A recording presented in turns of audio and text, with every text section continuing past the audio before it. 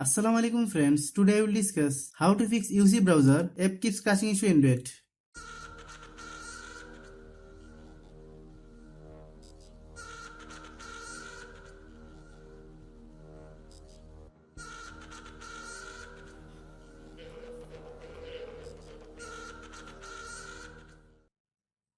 Click settings,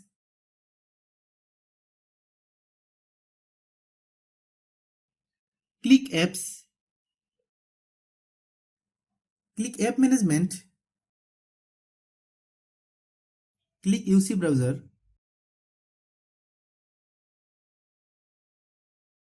click storage use, click clear data, then click OK, click back, open any app, click storage use, click clear cache. Same process, step by step clear all app cache. Click about device, click storage, click clean,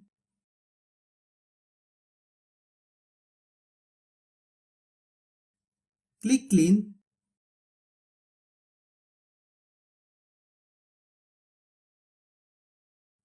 then restart your phone.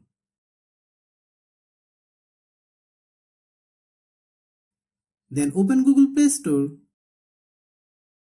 Then search UC browser. Click UC browser. If you get any update, please update. Thanks for watching.